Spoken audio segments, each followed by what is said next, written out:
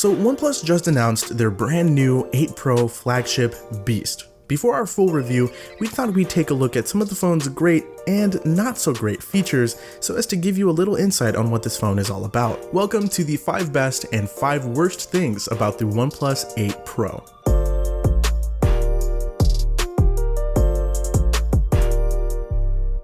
Let's start off with the display. It is very nice. At 6.78 inches, this Quad HD monster sports the highest color accuracy ever on a OnePlus phone. It's super crisp and clean, it's very bright, and the colors pop, the edges are curved, it's just pure eye candy. And on top of all of that, it takes things a step up from last year's OnePlus phones with a 120Hz refresh rate. And the real kicker here is that you can set it to both 120Hz and QHD Plus for use at the same time, which is awesome. It really is a great experience. Next, OnePlus welcomed a couple additional friends to the party, the first one being wireless charging. Yes, finally. Now, this isn't your normal everyday implementation of wireless charging. OnePlus equipped the 8 Pro with 30-watt wireless charging capabilities, which makes for significantly faster charging speeds than what we get with other phones right now. So now, not only do we finally get it, we get a better version of it. We're talking a 50% charge in half an hour with OnePlus's Warp wireless charger. And OnePlus didn't stop there. You can also wirelessly charge other devices with the OnePlus 8 Pro using reverse charge. So you can juice up another phone, you can juice up some wearables, some earbuds. It's a nice addition for sure.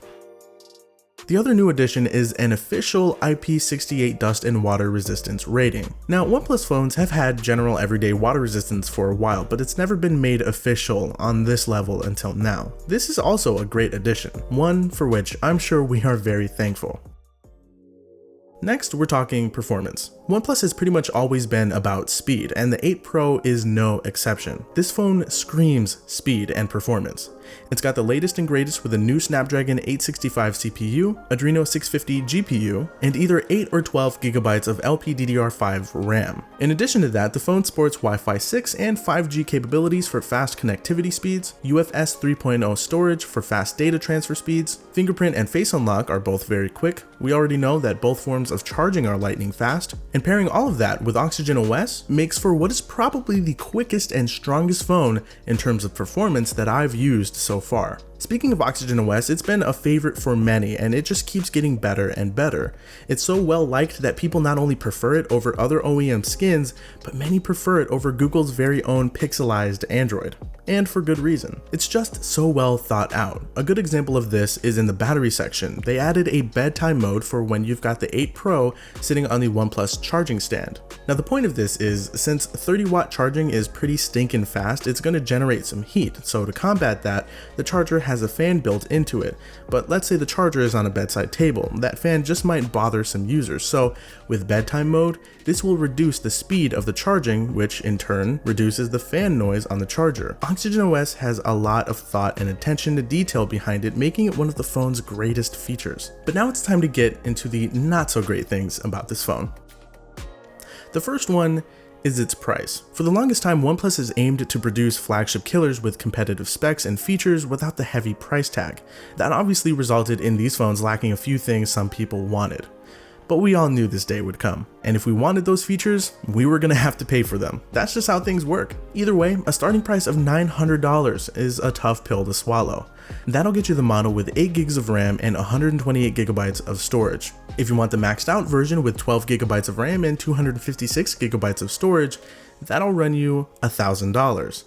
Yeah, but that's the price you're going to have to pay if you want top of the line specs and performance with some pretty awesome additional features. Next, we're talking curves. As much as I enjoy looking at display curves, using a display with curves is a completely different story, and the 8 Pro's screen has some pretty serious curved edges. They're sharper and more dramatic than they were on last year's 7 Pro. While accidental input does depend on how you hold your phone, I think at some point everyone deals with it, and it's not the most fun thing in the world. Next, we're taking a look at that camera bump. It's thick. quite thick. Now, I'm sure there are good reasons behind it being this size, but regardless, it's thick and it's noticeable, especially when I hold the phone. My index finger hits it because it ends right where my finger usually rests. Now, it's not a deal breaker or anything, but it does kind of get in the way. Using a case will definitely help out with that. In fact, OnePlus's own cases have a raised lip around the camera cutout to make the bump more flush with the rest of the back of the phone. Speaking of size, the phone itself is quite large as well. As much as I and many others enjoy large phones, they're definitely not for everyone. Even though the 8 Pro is just barely narrower and lighter than the 7 Pro, it's just over 2.5mm taller than the 7 Pro, which just adds on to its not so one-size-fits-all footprint. Lastly, this phone is quite slippery. Now, I absolutely love the matted glass finish on the back, but it's not the easiest to hang on to. So with the phone already being quite large and not the easiest to wield with one hand, it's also prone to slipping out of your grasp. Of course, channel sponsor Dbrand can help out with that, and if you want to add some grip and some scratch protection, or if you just want to switch up the look of your phone, they've got all kinds of colors, textures, and styles. They've got something for everyone, and you can check them out using the first link in the description. So huge thanks to Dbrand for supporting the channel and sponsoring this video. There's a whole lot more to take a look at with OnePlus's new phones: camera performance, battery life, and what it's like using the phone as a daily driver, so stay tuned for our full reviews. If you enjoyed this video, feel free to leave it a like, and don't forget to subscribe to the Android Police channel and turn on post notifications if you're new. I'll talk to you guys later, and thank you so much for watching.